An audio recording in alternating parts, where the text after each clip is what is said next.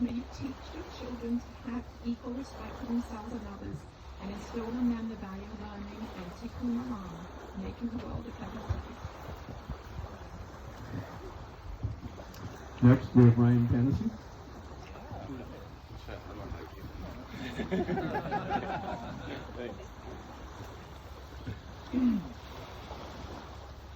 Humor and play. May you be best friends and work together to build a relationship of substance and quality. May your sense of humor and playful spirit continue to enliven your relationship. May you respect each other's individual personality and perspective to give each other room to grow and fulfill your life.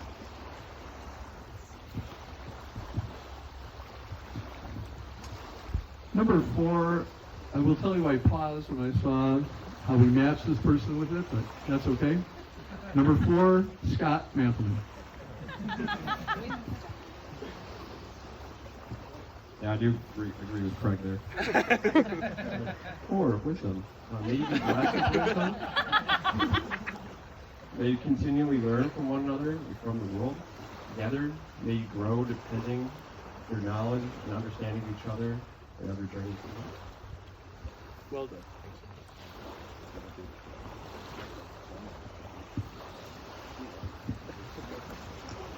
Next, Uncle Alex Bailison. Health. May you be blessed with health. May life bring you wholeness of mind, body, spirit. May you keep each other well balanced and grounded, and live long, that you may share many happy years together.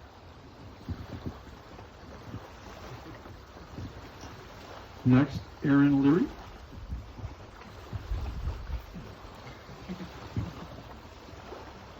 Earth, beauty, creativity. May your life be blessed with the art and beauty of this world. May your creative aspirations and experiences find expression, inspire you, and bring you joy and fulfillment. May you find happiness together in adventures, big and small, and something to celebrate each day of your life. And for the final, Shiva Hillary Bumble.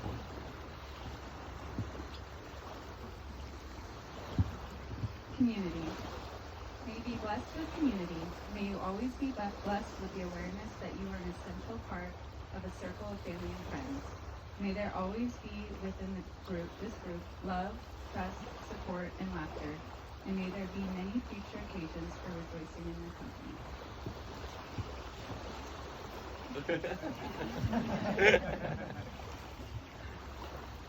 Thank you all for participating.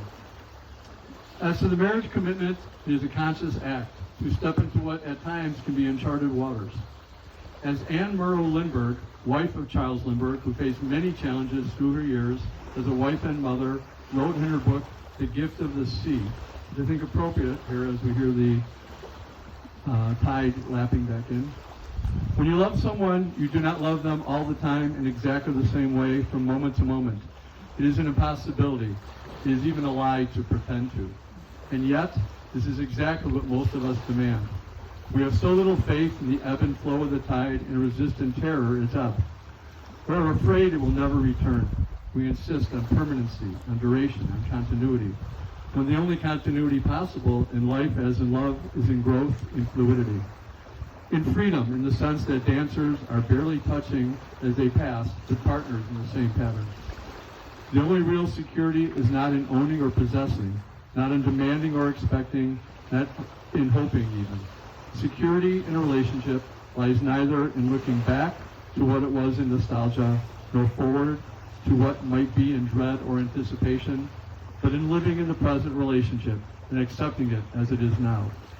Relationships must be like islands. One must accept them for what they are here and now within their limits. Islands surrounded and interrupted by the sea, continually visited and abandoned by the tides.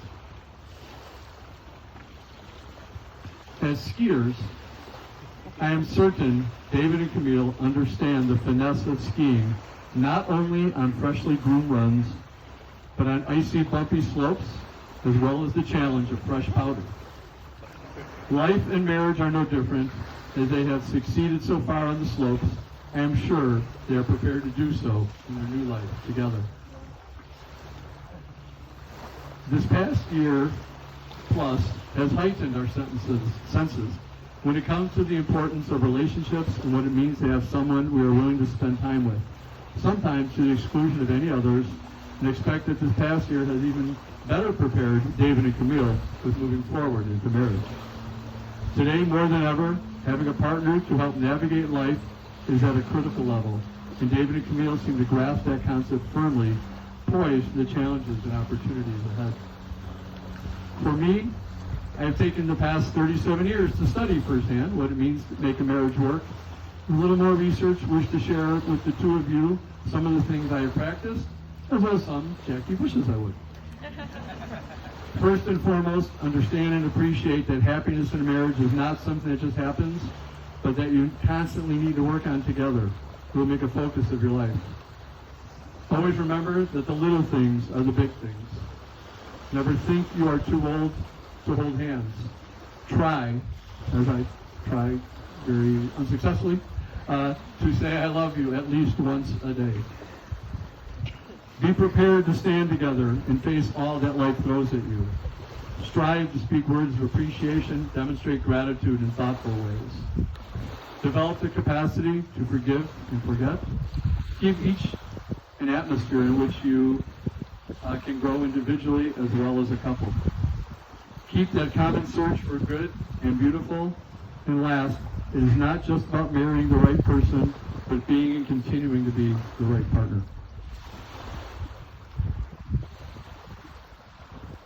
As I noted, I met by Zoom, which I never knew what that was 19 months ago, in preparation for the wedding, and that their relationship had the elements necessary to sustain all that is needed to be successful, including the appreciation for each other's sense of humor. Each feels that makes the other a better person in one way or another, and the joint desire to respect and help those who really need it. It's a wonderful commentary on who they are as members of society. I firmly believe, and unquestionably, the most important element in any relationship, marriage, friendship, family, business, is communication, appreciating another person's perspective. A close friend often refers to the platinum rule as opposed to the golden rule. The golden rule most often noted as treating others as you wish to be treated. The platinum rule referring to be treating the other as they wish to be treated. Speaking recently with a couple married over 60 years, they echoed this sentiment, concurring with the concept, happy spouse, happy house. In preparation for today, the other Jewish element that we have included was the creation and execution of the ketubah, or marriage contract, historically outlining the commitment the groom makes to his bride as part of the marriage. David and Camille helped craft their ketubah, adding in elements tailored to their commitment to one another in pursuit of a wonderful life together.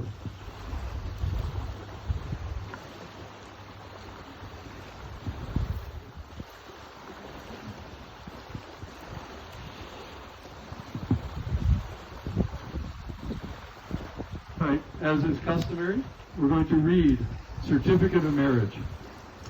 This is to certify on the 16th day of Tammuz, in the year 5781, corresponding to the 26th of June in the year 2021, since the creation of the world, according to the reckoning which we are accustomed to use here in the city of Bow, in the state of Washington. The holy covenant of marriage was entered into between the bridegroom David, son of Mark/Jeffrey/Claire, of the family Balinson-Mantleman, and the bride, Camille, maiden daughter, Beth and Jeff, of the family Stewart-Dewey.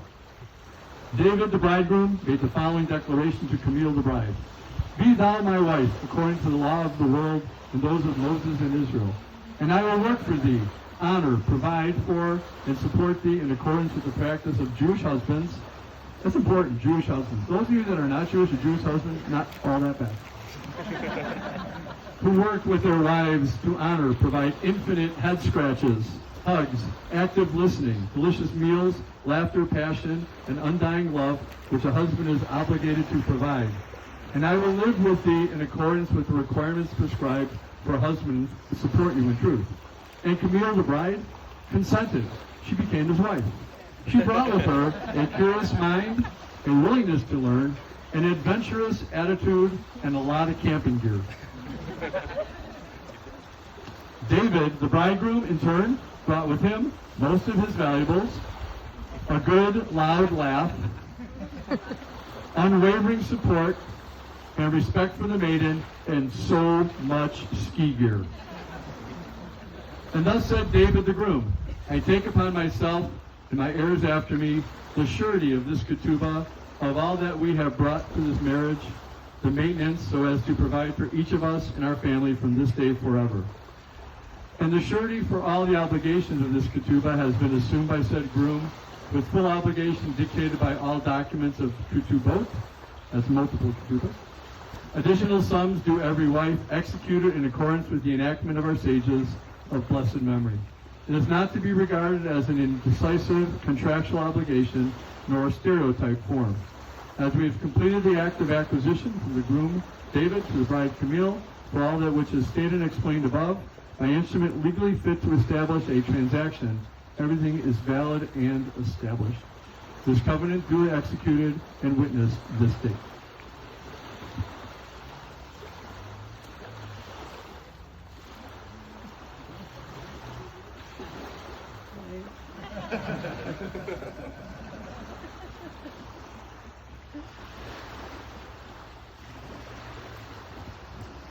All right, a little bit off script today. Rather than writing commitments and vows, David and Camille are going to share with us and with each other 3 items that they each feel best represents their relationship together, which we will put in a combined vessel. I don't believe it's going to be a time capsule, but I do believe will be retained going forward. Yep.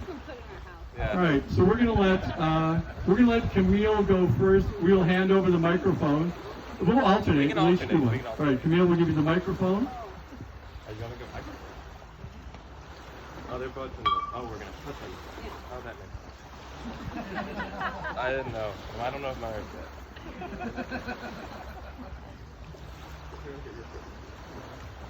Oh, you taped. I didn't want to. Oh. I'm so interested. I know. Here, I'll hold the microphone. David just said he's really interested to see what she picked. She hermetically sealed it into her bag.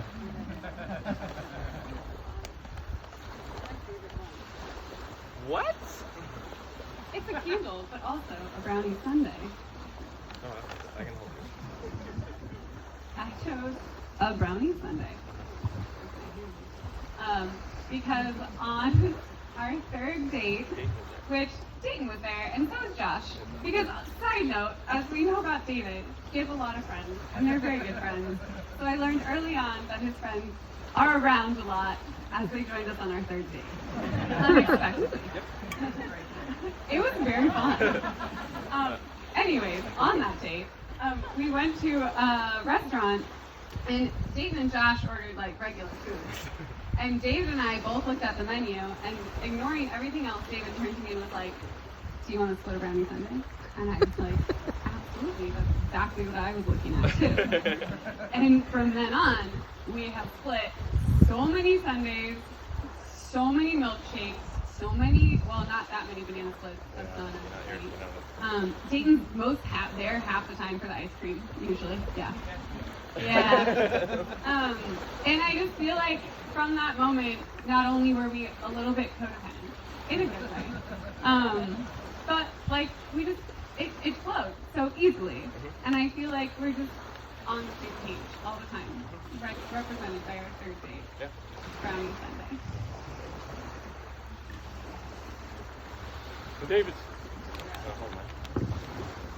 So mine, I can probably just talk normally because I'm not loud. But I'll use the microphone. So, theme of the first couple dates. Oh, I know. It didn't explode my check bag. I thought it was going to. So, on our first date, I take Camille out. I then realized that the bar I took her to was Broncos game and it was really loud, so we had to walk around. It was like 18 degrees outside, and then we went to another bar and it was closed. And then and it was very cold, and we walked around and I told her all about my friends. Classic. before even talking about myself. And then we made it to this last bar, and I knew she was going to be a keeper when she's like, "You want to split Ellie's brown ale?" And so whenever I drink this beer, it's our beer, and it makes me really happy. Yeah. And I'll, We spoke a lot. We just went with the food. codependent. Look at us on the same page.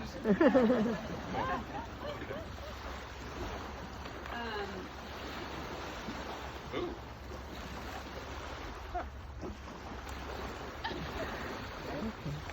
More fun than my bar mitzvah. Look, pillowcase. And I chose this because some of my favorite moments are when we are chatting before we go to sleep or when we wake up in the morning. And I feel like those are the times when I will like giggle uncontrollably, and I never know what we're laughing about, but I feel like when thanks for putting my phone, by the way. And I just look back on like the moments when I'm really like truly happy, and I just think about like us having fun and making stupid jokes, and also the cute thing when I leave for work because David works from home, so he's not switch up until like I'm out the door, and so he's laying in bed, and I always go to give him a kiss, and I'm like, "Look, he's on a wall pillow." But yeah, I think mostly I just think about how much he makes me smile and laugh, genuinely laugh, you know, sometimes. And I just love that about you and about our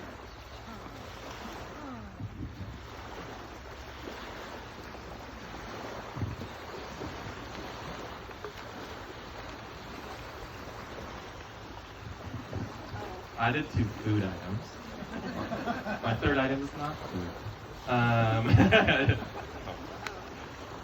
I've never met somebody that loves peanut butter so much. From her and Hillary finding it in Argentina and watching Camille cry. There's a picture of it somewhere.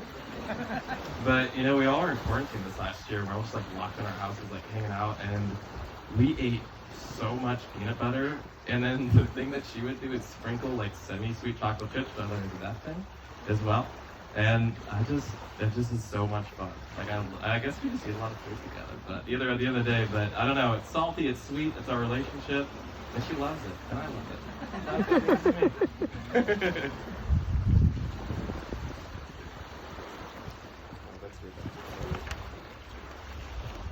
Okay, my last thing is dogs.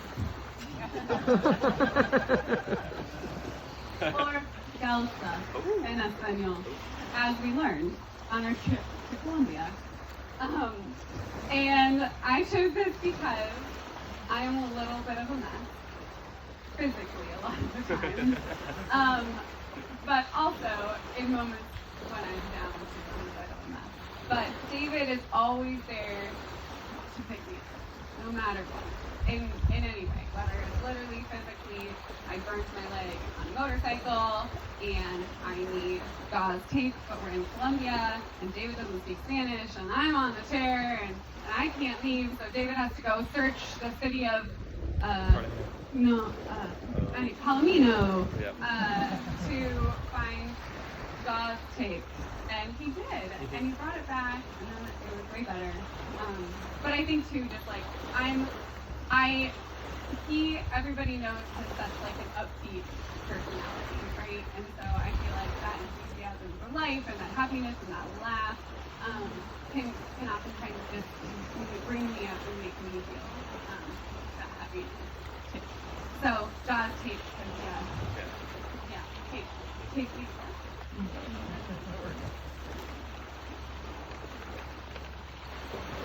And then my last item is our first international trip together was Cuba, which was such an adventure. And I'm a homebody, and I do love to travel, but I would never have gone to any of the amazing places or look forward to any of the amazing places without Camille. At first, I despised these books because we'd sit there and be like just trying to plan. But she's made me love traveling so much that I actually look forward to it. And we have a book for every trip we've gone on, and it didn't go on. Hopefully get into it. But I don't know. I just love adventuring with you, and I just look forward to it so much more. And I'm excited for us to go to Africa. That's gonna be really cool. She's the best traveler. I don't know how I think that.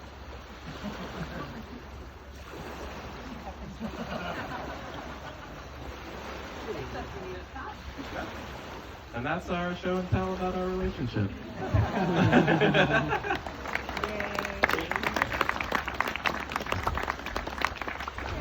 Yeah. All right, so Scott, I'm told that you have the rings. Is that true? I do. Want to bring them up here? I do have them. Unless you're objecting to. So you guys, we're going to exchange the rings here. Pick which one, either one you like. Yeah, I think. Yeah, I think. All right, we're going to exchange rings here. First, David gets this.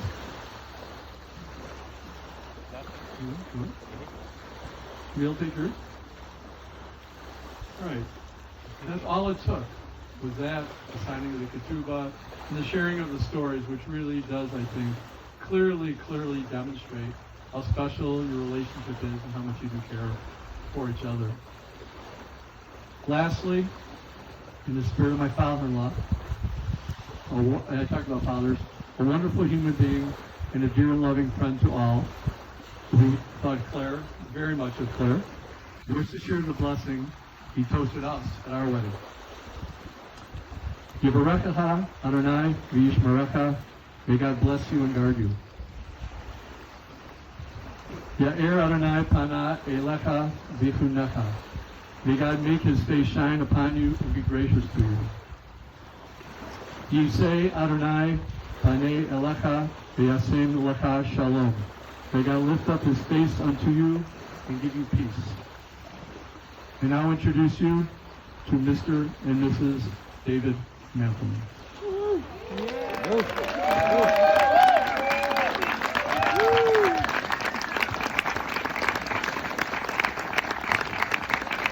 We are ready for you guys to procession.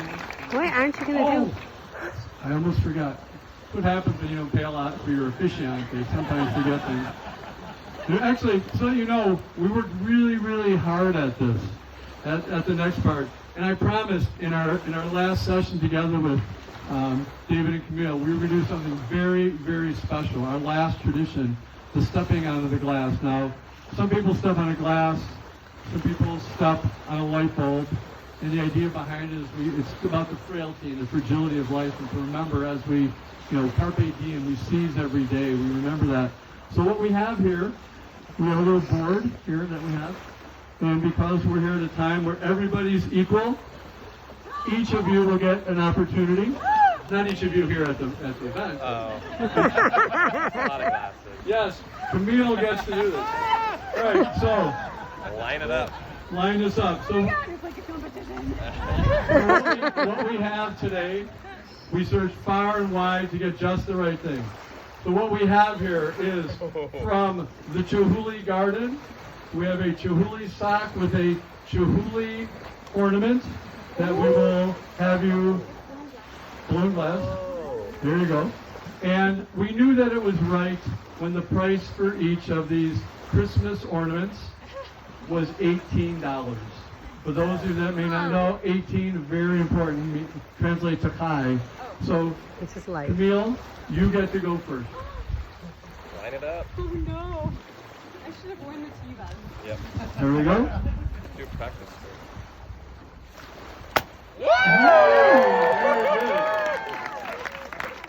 Mazel Alright. tov. And Careful. and we have one more. As we say, equality. David gets one as well. Wow, that was good. All right. All right, no pressure, David. Ready? 1, 2, 3. L'chaim. Mazel All tov. right. Mazel tov, and we're going to let you guys wander down. Oh, carry the sock. Carry the socks. You can carry the socks.